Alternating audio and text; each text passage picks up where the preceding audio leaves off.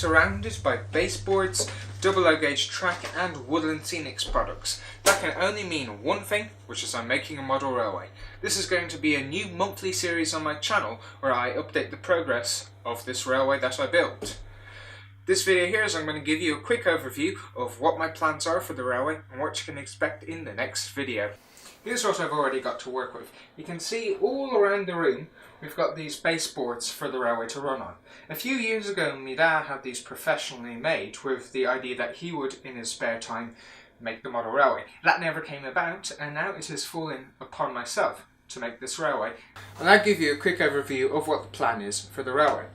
You can see here the baseboards have been made to 2 levels, and that is on purpose because we're going to in fact be modelling 2 different scenes on this railway.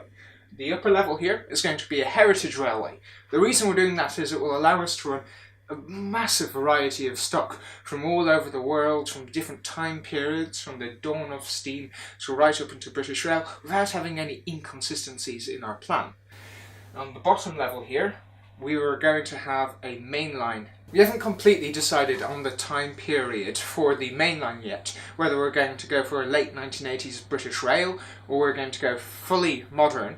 Here is the all-important track plan. Hopefully the railway should look somewhat like this when it's finished, but it is obviously going to change in different ways during the actual construction process. So you can see fundamentally it's based around 2 loops, one for the main line and one for the heritage line, as well as having 2 sidings, one up in the top left corner for the heritage railway. That could be a depot, it could be a sheds, we're not sure what it's going to be, but we've got it roughly laid out. And we've got this little branch in the corner for the main line.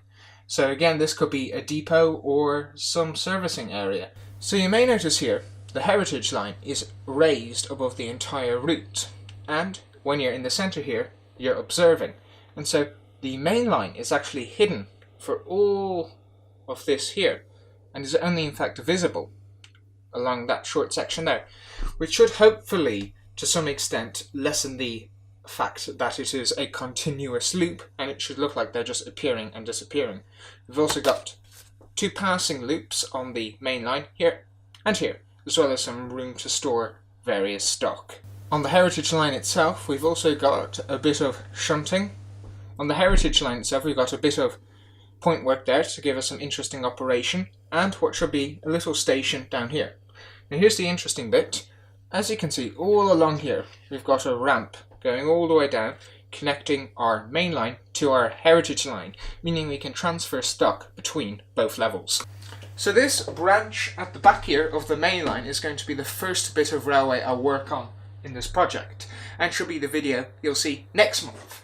We're going to be quite simple here, but this will let us test out how we're going to get all the wiring done, how we're going to get the DCC fittings done, and whether we can get that working, and it should let us do a small bit of operation within a easy time frame, and if we completely mess this up it won't ruin the rest of the railway. I'm going to end off by showing you what stock I have to work with. This has been collected by me dad over the years, and you can see there's quite a massive assortment, from British Rail 060s over there to American diesels and Pennsylvanian railway locomotives. And so you've got not the most complete set of stock that works with one another, but we've got a wide variety that should suit us for the time being, and once we decide on the time period itself we can actually get some more stock to suit. So if this series interests you, please subscribe and turn on notifications from my channel. I should have my next video up next month, which will be putting down the track bed, track, and getting the points done on this little section here.